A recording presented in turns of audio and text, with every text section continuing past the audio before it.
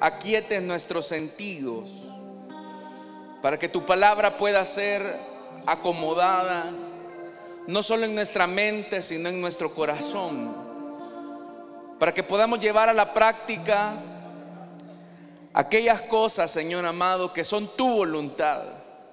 Toma el control de esta reunión, de esta enseñanza, y que tu Espíritu Santo haga la obra en nuestro ser, esa obra de redención y de transformación que cada uno de nosotros necesitamos. En Cristo Jesús, amén y amén. Damos fuertes ofrendas de palmas a nuestro Dios, hermanos.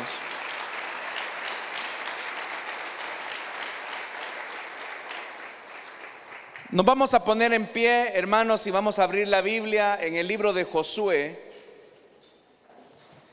Libro de Josué, capítulo número 7. Y vamos a leer a partir del versículo número 7. Si lo tienen, dicen amén, hermanos. Josué, capítulo número 7, versículo número 7. La palabra de Dios nos dice: Josué le reclamó a Dios: Señor y Dios, ¿por qué hiciste que este pueblo cruzara el Jordán y luego lo entregaste en mano de los amorreos para que lo destruyeran? Mejor nos hubiéramos quedado al otro lado del río.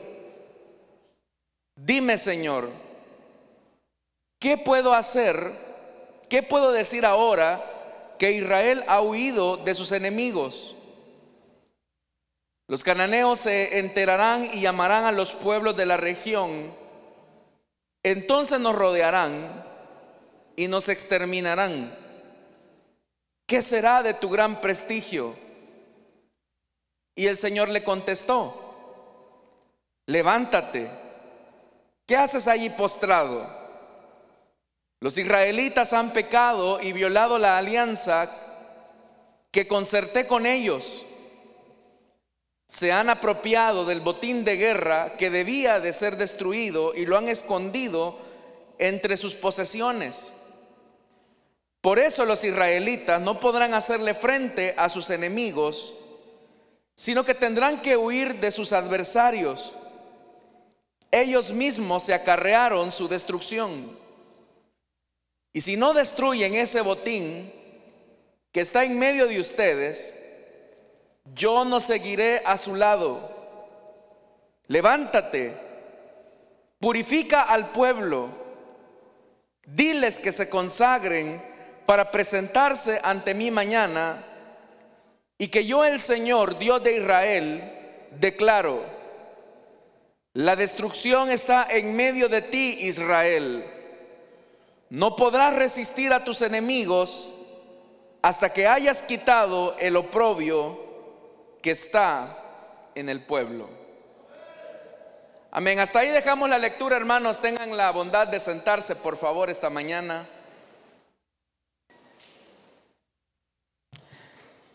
Hermanos, este pasaje que leemos nos coloca frente a las primeras campañas militares que Josué desarrolló para conquistar la tierra prometida. Debemos de recordar, hermanos, que Josué fue el sucesor de Moisés, que después de 40 años había peregrinado con la nación por el desierto a causa de la desobediencia, y que después de un tiempo de purificación donde toda aquella generación incrédula quedó sepultada entre las arenas del desierto, fue lo que permitió que una nueva generación emergiera, y serían los hijos de aquellos los que finalmente heredarían la tierra. Para esta tarea, Moisés obviamente no pudo cruzar el río Jordán, y fue Josué al que se le delegó la responsabilidad de cumplir esta tarea, de introducir al pueblo conquistar la tierra, repartir el país entre todas las tribus de Israel, a excepción de la tribu de Leví. Lo que Dios les había prometido es que ellos tendrían una victoria contundente frente a sus adversarios. Y vea, hermanos, que el primer desafío que Josué tiene que enfrentar es con una de las ciudades más desarrolladas militarmente hablando, políticamente hablando, que era la ciudad de Jericó. Pero a pesar de que el desafío era grande, Josué siempre colocó su corazón para hacer la voluntad de Dios y así poder penetrar los muros de la ciudad, arrasar con la ciudad y así seguir en esta ruta de avance por todo el país, por todo el territorio.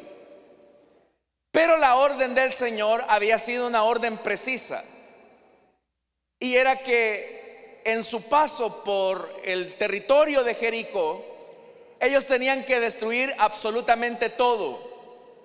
Porque como también este mismo libro de Josué nos narra, la tierra de Jericó era una tierra que estaba maldecida. Es decir, que todo lo que ahí había tenía que ser totalmente destruido y erradicado. Y en realidad, hermanos, cuando Israel logra penetrar la ciudad de Jericó, efectivamente toda la nación se coloca tras esa posición, destruir todo lo que está frente a ellos. Y esa fue, hermanos y hermanas, la tarea que ellos desempeñaron: destruir totalmente todo aquello que el Señor había maldecido. Obviamente que en esa ciudad habían cosas que resultaban una tentación y un atractivo para los conquistadores. Lo que había en Jericó eran cosas muy buenas, porque ya les dije, era una ciudad muy importante, con mucha riqueza, con muchos lujos. Pero a cada soldado se le presentaba la tentación de obedecer o no obedecer lo que Dios les colocaba enfrente como un desafío de obediencia. Todos los soldados entendieron la orden que Josué les había dado, y es así como ellos comienzan a destruir absolutamente todo. Sin embargo, un miembro de la tribu de Judá, de nombre Acán, dice la Biblia que cuando entró a esa ciudad se le deslumbraron los ojos a causa de un manto babilónico, 200 monedas de plata y una barra de oro de medio kilo. Es más, lo que la Biblia dice en el hebreo es que se le abrieron los ojos. Seguramente este Acán entró a una casa de gente muy adinerada, porque estas posesiones eran de personas que tenían sus comodidades. Y al igual que todos los soldados, a Acán se le hizo la misma oferta. La tentación apareció con la misma oferta: ¿lo tomo o lo dejo? Pero Acán decidió tomar, hermanos, el camino del silencio.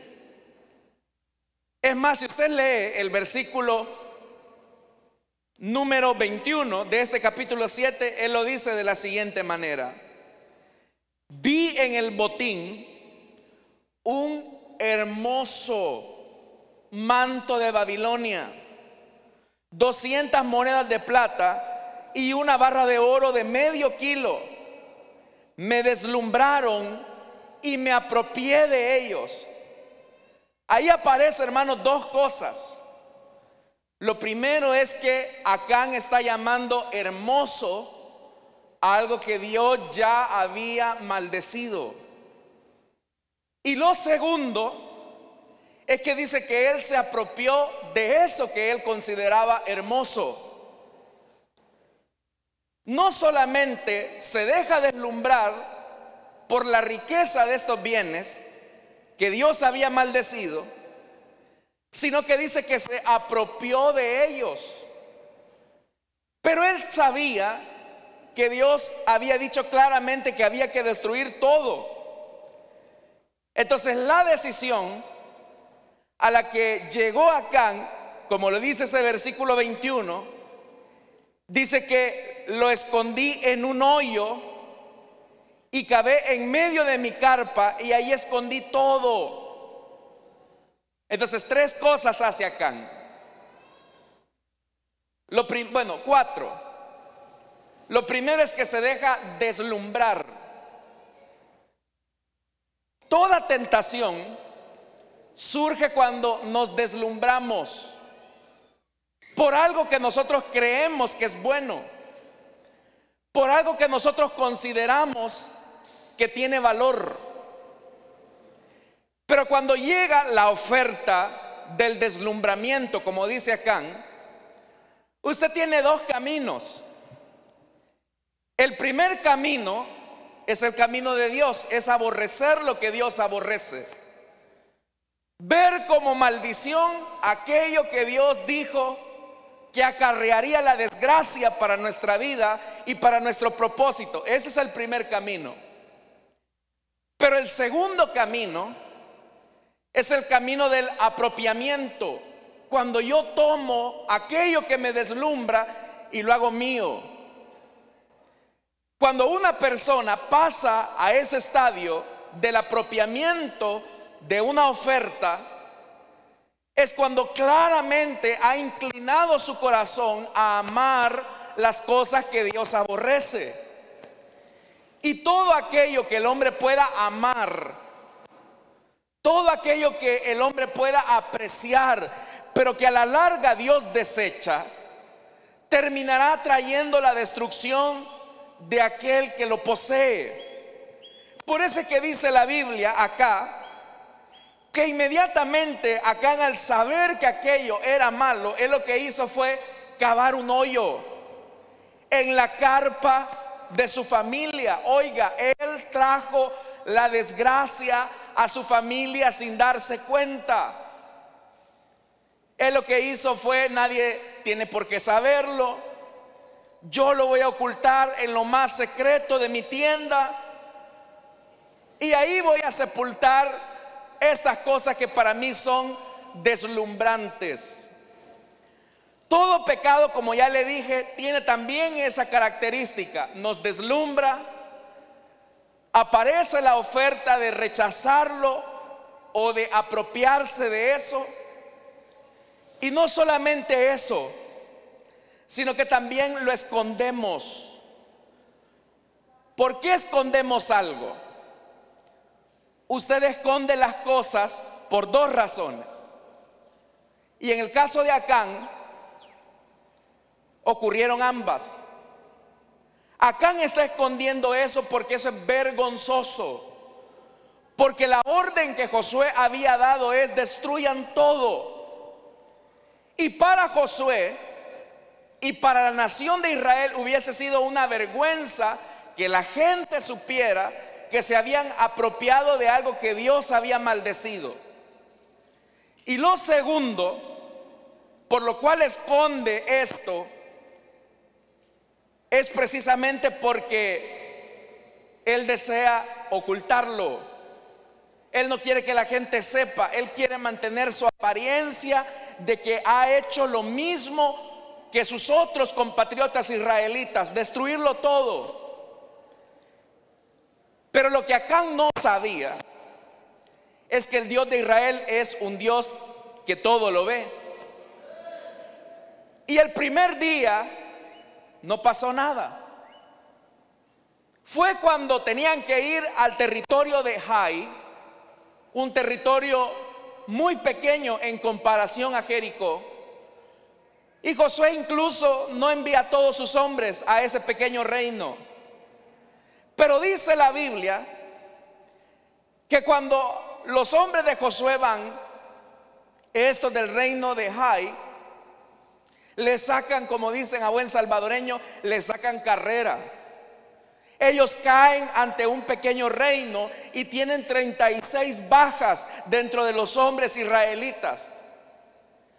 Y es ahí donde a Josué se le encienden las alarmas, porque ahora ellos están del otro lado del río Jordán. Ellos ya están en la tierra de la promesa. Ellos ya están viendo el cumplimiento de la promesa en su vida. Y sabe que lo que se ha alcanzado se puede convertir en un grave retroceso que los puede llevar a la muerte. Entonces, por eso es que este pasaje dice que Josué le reclama y le dice, vea lo que dice el versículo 7. Josué le reclamó a Dios. Josué no sabía lo que había ocurrido días antes con Acán, porque Josué lo único que sabía era que Dios le daba la promesa de victoria. ¿Y cómo es eso? Que Dios nos está prometiendo victoria y ante un pueblo tan pequeño hemos caído derrotados y ahora estamos en peligro. Vea lo que dice el verso 7. Josué le reclamó a Dios: Señor y Dios, ¿por qué hiciste que este pueblo cruzara el Jordán y luego lo entregaste en mano de los amorreos para que lo destruyeran? Y vea lo que dice: mejor nos hubiéramos quedado al otro lado del río. Dime, Señor, ¿qué puedo decir ahora que Israel ha huido de sus enemigos? Yo le he dicho a la gente que tú nos vas a dar la victoria, y ahora con un pueblito tan pequeño hemos caído de una manera vergonzosa. Y dice, verso 9: los cananeos se enterarán y llamarán a los pueblos de la región. Entonces nos rodearán y nos exterminarán. ¿Qué será de tu gran prestigio, Señor? Eso es lo que le preocupa a Josué. Josué cree que Dios ha fallado a su palabra. Josué piensa que el honor de Dios está en juego. Pero como ya le dije, Josué no sabe lo que ha ocurrido días antes. Josué no sabe que la desobediencia y la obstinación de un hombre está acarreando la desgracia de toda la nación. Y es ahí donde el Señor tiene que responderle de manera muy contundente. Amados hermanos, a veces en la vida nosotros nos enfrentamos a grandes desafíos en nuestra familia, en nuestra vida personal, y a veces uno no se explica por qué razón uno no sale del mismo hoyo, por qué razón uno no sale de la misma crisis. Y usted se puede preguntar: Señor, si yo me estoy cuidando, estoy tratando la manera de agradarte, estoy tratando la manera de honrarte, pero ¿por qué no salgo de este bache? Y a veces alguien puede llegar al punto de decir: Señor, es que tu palabra no se cumple en mí. Porque la duda entró al corazón de Josué. Pero vea lo que el Señor va a hacer. Y eso es lo que necesitamos hacer nosotros esta mañana. Verso 10: levántate. ¿Qué haces allí postrado, Josué? No tiene sentido tu oración en este momento, porque yo no miento. Entonces, ¿cuál es la explicación? Verso 11: los israelitas han pecado y violado la alianza que concerté con ellos. Y vea lo que dice: se han apropiado del botín de guerra que debía ser destruido y lo han escondido entre sus posesiones. Bye. Ahí el Señor le está diciendo: mira, Josué, en vez de buscar explicaciones afuera de tu desgracia, de la ruina que están viviendo como país, vean mejor la realidad interna que les impide alcanzar aquello que yo les he prometido. Muchas veces, hermanos, ante nuestros fracasos, ante nuestras derrotas personales, familiares, económicas, la tendencia del ser humano es buscar culpables afuera. Un joven, por ejemplo, que termina en la cárcel, puede comenzar a buscar justificaciones afuera. Puede comenzar a decir: es que si hubiese tenido papá, si hubiese tenido mamá, yo no hubiera terminado aquí en la prisión. Y seguramente la ausencia de uno de los progenitores permitió que este muchacho terminara en la cárcel. Pero usted sabe, hermano y hermana, que hay gente que no se ha criado ni con papá ni con mamá y no se convirtieron en delincuentes. Porque la tendencia del ser humano, ya se lo dije, es buscar culpables afuera, cuando en realidad, en el caso del que le acabo de mencionar, debería de reflexionar: bueno, ¿y por qué estoy aquí en la cárcel? ¿Por qué estoy purgando una pena? ¿Es acaso mi papá, mi mamá, el culpable, la culpable de que yo le haya quitado la vida a otro ser humano? Y obviamente que no. La Biblia establece claramente que alma que pecare, esa morirá. Es una responsabilidad a ver hacia adentro. Pero así también, hermanos, podríamos nosotros ver otro tipo de cosas. Hay gente que, por ejemplo, ante su desgracia económica, ante su situación financiera quebrada, trata la manera de echarle la culpa a los bancos, que a los intereses, que el costo de la vida, pero no reparan en la realidad que ellos son desordenados financieramente hablando. No reparan que cuando les ofrecen una tarjeta de crédito les dicen sí a todas, las topan y van con el pago mínimo. No se dan cuenta que su desorden interno los está llevando a la desgracia. También, hermanos, es fácil culpar a otros de nuestro poco crecimiento espiritual. Hay gente que ante su inmadurez, ante su inconsistencia espiritual, busca culpables afuera. Hay gente que dice: bueno, es que si el pastor me viniera a ver todos los días, es que si el pastor tuviera cuidado de mí, yo no andaría en el mundo, yo no hubiese cometido este fracaso. Y no reparas que el origen de tu desgracia está dentro de ti. Y por eso es que el Señor le dice a Josué: mira, Josué, levántate, no busques responsables afuera, porque el culpable de la desgracia de Israel está dentro del campamento. Y el Señor revela el corazón porque le dice: uno, se han apropiado de lo que yo dije que no había de apropiarse. Hay cosas que no son para usted. Hay cosas que no son para usted porque Dios dice que no deben de ser suyas. Pero el problema es que usted las hace suyas. Segundo, hacemos cosas que lo que hacen es arruinar más la condición, porque dice: lo esconden entre sus posesiones, lo esconden en el corazón. Y eso, hermanos y hermanas, es lo que ocurre cuando usted se deja deslumbrar por los deseos de los ojos, se apropia de ello y lo esconde. Usted está cavando su propia tumba. Y eso es lo que el Señor le está diciendo a Josué. Versículo 12: por eso los israelitas no podrán hacerles frente a sus enemigos, sino que tendrán que huir de sus adversarios.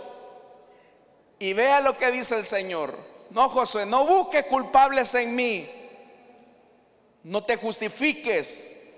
Vea lo que dice el verso 12: ellos mismos se acarrearon su destrucción. Ustedes son los que se pusieron la piedra en la que tropezaron. No busquen culpables donde no hay, donde no existen. Hermanos, el más grande enemigo con el que ustedes se enfrentan son ustedes mismos. El mayor enemigo con el que usted y yo nos enfrentamos está dentro de nosotros. El problema, ya le dije, es que continuamente justificamos nuestras desgracias. Y cuando justificamos nuestra desgracia, lo único que estamos produciendo es aletargar nuestra consecuencia.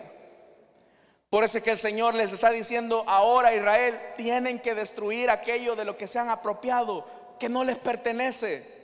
Tienen que destruir aquello por lo que se han deslumbrado, que no es de ustedes. Tienen que destruir y sacar a la luz lo que esconden. Hermanos, y esa es una realidad que como iglesia, hablando en términos generales, nos ha tocado que sufrir en el cuerpo de Cristo. Los mayores daños que se le hacen a la iglesia no son los que están afuera, porque el Señor dijo algo importante: que ni las puertas del infierno prevalecerían contra la iglesia. Las amenazas de allá afuera no le hacen daño a la iglesia. Pueden perseguirnos, pueden calumniarnos, pueden vituperarnos, pero eso a la larga nos va a dar a nosotros una posición de bienaventuranza. El problema es cuando nosotros adentro le causamos daño a la iglesia. Piense por un momento en esto. ¿Cuál fue el razonamiento de Acán? El razonamiento de Acán fue: esto es bonito. Dios dice que hay que destruirlo, pero ¿cómo vamos a quemar este manto babilónico? ¿Cómo voy a despreciar estas monedas de plata y esta barra de oro? Como que Dios no tiene sentido de aprecio por las cosas bonitas. Y es más, lo que yo pueda hacer, esto poquito que yo agarre, ¿en qué le va a afectar a la iglesia, al pueblo, a la nación? Es el mismo razonamiento que Satanás nos hace a usted y a mí. Si yo hago esto, ¿en qué le afecta a la iglesia? ¿En qué le afecta a la congregación? Una mentirita, ¿en qué le va a afectar? Un robo de mi oficina, ¿en qué le va a afectar a la iglesia? Una llamada telefónica, ¿en qué le va a afectar a la iglesia? ¿En qué? Esa es la mayor trampa cuando tú te has apropiado de algo que Dios dice que debes de destruir. Y ojo, que Dios no lo hará por ti. Eres tú el que lo debes de hacer. Eres tú el que debes de asumir la responsabilidad de tus acciones y de tus convicciones. Dios te dará la fuerza, te dará la capacidad, pero el que va a ejecutar la acción eres tú, mi estimado. No puedes delegar esa responsabilidad a tu esposo, a tu esposa, a tus hijos, a los hermanos de la iglesia. Es tu responsabilidad delante de Dios. Pero es ahí donde las resoluciones del corazón son importantes. Entonces vea lo que el Señor les dice: si no destruyes ese botín que está en medio de ustedes, ahí viene el punto, yo no seguiré a su lado, porque ustedes están dándole más valor a aquello que yo aborrezco, porque ustedes le están dando más importancia a aquello que yo desecho. Cada tentación que aparece frente a nosotros es una elección. entre amar a Dios y desecharlo. Así de sencillo. Si para ti la tentación es el robo y tú decides robar, estás amando más lo ajeno que a Dios. Y le estás diciendo a Dios: Dios, para mí esto es más importante que tu presencia. Cuando tú decides trazar palabras con personas que no deberías de cruzar ni siquiera una palabra, le estás diciendo a Dios: Señor, tú no eres tan importante como esta persona. Y en esa dinámica tú estás acarreando tu propia desgracia. Jesús lo dijo: separados de mí, nada podéis hacer. Separado de mí, eres torpe, eres un inútil completamente. Así somos, hermanos. Lejos de Dios somos torpes, somos inútiles, no podemos hacer nada. Entonces, ¿qué es lo que Dios está buscando? Que quitemos lo que nos destruye en lo interno. Yo no sé, hermano y hermana, qué es lo que lo está destruyendo a usted. No sé qué es lo que lo está esclavizando a usted. Pero acá el Señor nos da la clave para vencer aquello que nos ata. Verso 13: levántate. Y lo primero, purifica al pueblo. Lo primero es: levántate, Josué. Levántate. Y eso es lo que Dios también quiere que nosotros hagamos, que nos levantemos. ¿Cómo nos vamos a levantar, hermanos y hermanas? En primer lugar, después de un proceso de humillación ante Dios.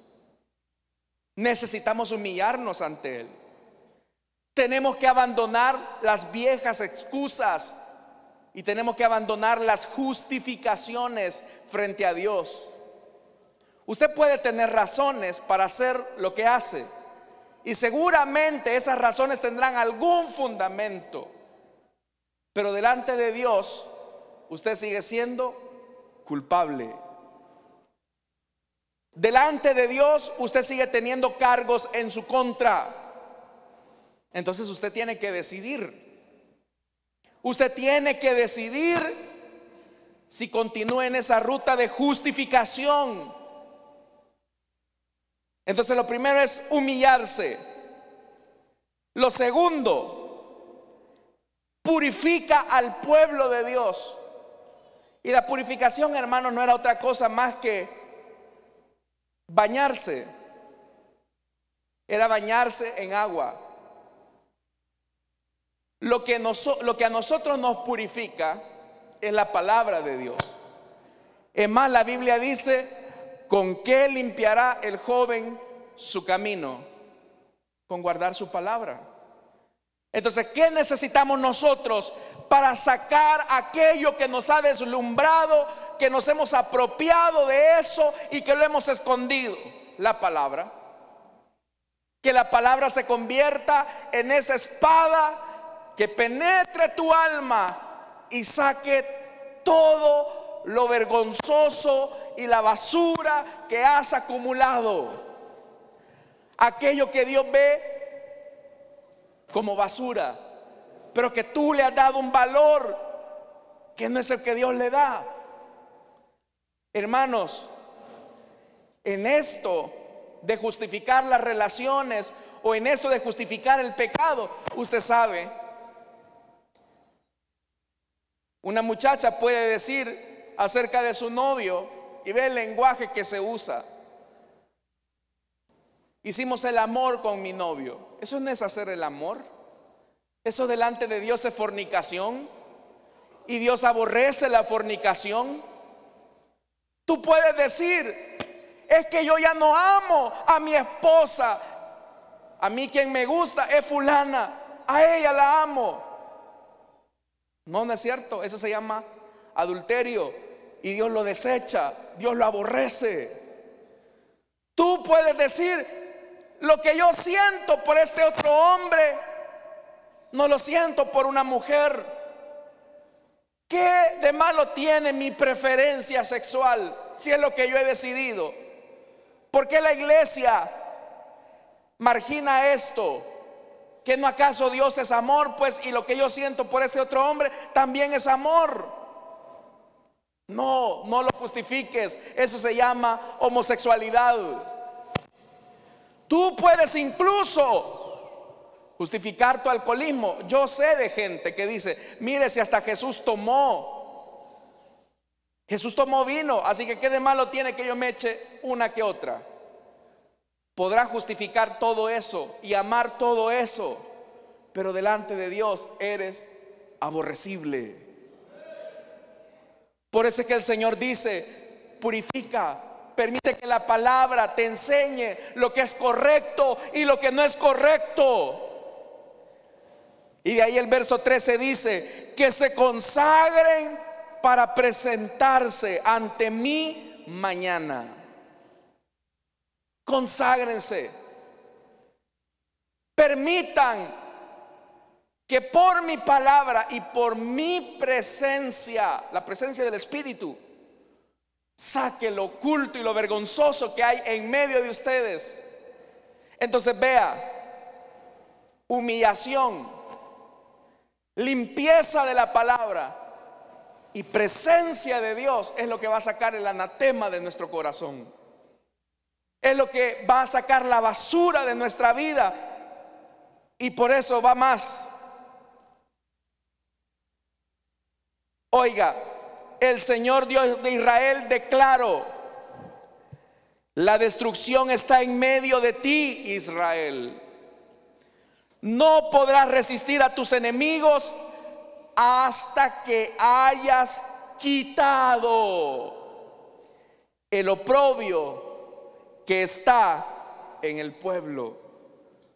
Vas a fracasar una y otra vez, vas a fracasar hasta que no erradiques las cosas que Dios quiere que tú deseches.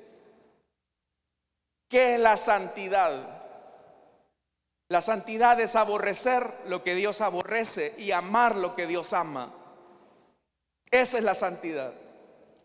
La santidad es amar lo que Dios ama y aborrecer lo que Dios aborrece. Pero vivimos en una época en la que hoy todo se justifica, en donde buscamos culpables afuera y no adentro. Entonces, hermanos y hermanas, ¿qué te está deslumbrando ahorita? ¿Qué te causa un deslumbramiento que estarías incluso dispuesto a sacrificar tu comunión con Dios? Piensa en Judas Iscariote. ¿Qué lo deslumbró a él? 30 piezas de plata que brillaban. Seguramente quizás los sacerdotes le dijeron: Judas, aquí está, ¿ve? Y quizás la luz del sol hacía que brillaran aquellas monedas. Y Judas se dejó deslumbrar y se apropió de aquello que debía de desechar. Recuerden, hermanos, cómo comenzó el pecado. Eva se dejó deslumbrar por el fruto prohibido. Es cuando vemos que el pecado entra a nuestro corazón. Por eso el proverbio dice: no veas el vino cuando rojea, cuando se ve rojito, rojito, y usted lo ve, ay, qué rico, se ha de sentir bien. Yo con este gran calor. No veas el vino cuando rojea, porque tú lo vas a beber y será dulce a tu paladar, pero adentro será amargura en tu vientre. Tú le puedes traer la desgracia a tu familia. Tú le puedes traer la desgracia a tus negocios cuando te dejas deslumbrar por aquello que Dios desecha. Cuando te apropias de aquello que Dios dice: expúlsalo. Y agudizas tu condición de muerte cuando escondes, no en medio de una carpa, sino que en medio de tu corazón, aquello que te está destruyendo. Hermanos, necesitamos entonces romper el hechizo, romper la maldición del pecado. Y lo que necesitamos es humillarnos, purificarnos por la palabra y venir ante la luz radiante de la presencia de Dios para que disipe nuestras tinieblas. Amén, hermanos. Que Dios nos ayude a venir a la luz. Vamos a cerrar nuestros ojos, hermanos, y vamos a orar.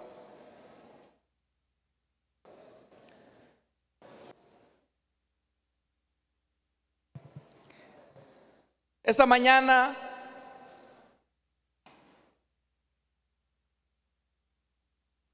quiero hacer una invitación para aquellas personas que desean entregarle su vida a Cristo o desean reconciliarse. ¿Qué te está deslumbrando a ti en este momento? Que te has apropiado y has escondido en la carpa de tu corazón.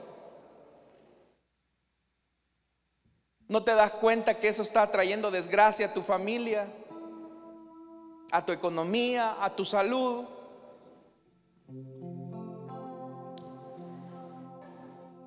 Esta mañana, si hay alguien que desea entregarle su vida a Cristo o que quiera reconciliarse, le invito para que en el lugar donde está se pueda poner en pie y vamos a orar por usted. Si hay alguien esta mañana que desea entregarle su vida a Cristo o que desea reconciliarse, puede ponerse en pie. Vamos a orar por usted.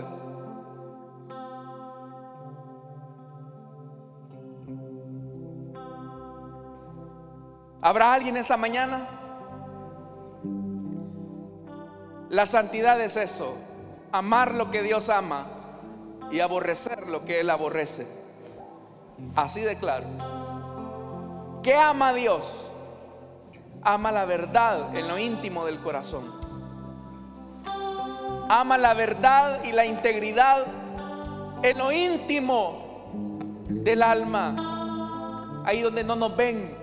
Nosotros podemos engañar a los hombres como Acán engañó a Josué. Nosotros podemos engañar a nuestra familia como Acán seguramente lo hizo con su familia.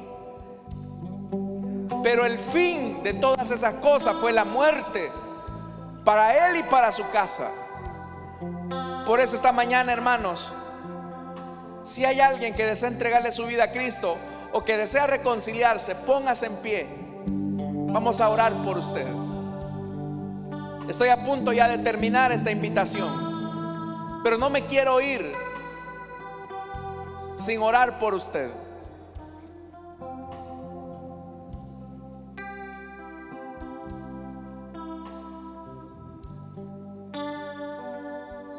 ¿Habrá alguien?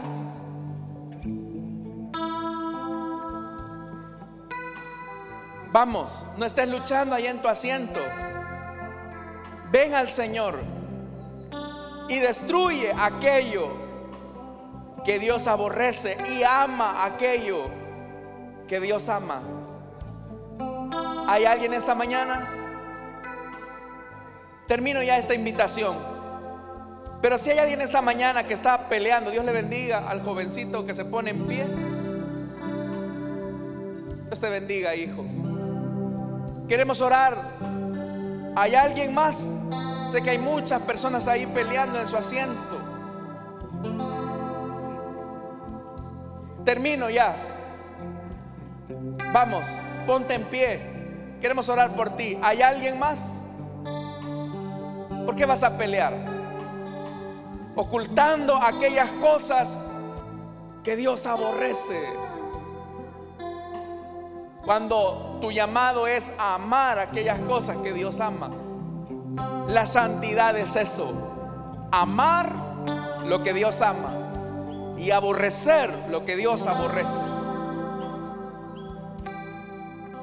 Tú podrás justificar tu pecado, pero ante Dios eres culpable. ¿Hay alguien más que desea reconciliarse? Vamos, hermano, ponte a cuentas con el Señor. Ponte a cuentas. ¿Habrá alguien? Vamos a orar entonces por esta vida. Y que Dios nos ayude, hermanos, a amar lo que Dios ama y aborrecer lo que Dios aborrece. Padre que estás en los cielos, esta mañana, Señor, te damos las gracias por esta vida que se entrega a ti. Queremos pedirte, Señor, que tú perdones sus pecados, le laves en tu sangre, y que a partir de este momento la vida plena que solamente tú puedes dar venga a su corazón. Espíritu Santo, que en este momento tu presencia le dé la vida nueva. Perdona sus pecados. Igualmente, Señor, oramos por aquellos que a través de la radio y a través del internet están entregando su corazón. En Cristo Jesús oramos. Amén y amén. Amén, hermano. Le damos la bienvenida a nuestro hermano. Amén. Gloria al Señor, hermano. Vamos a orar.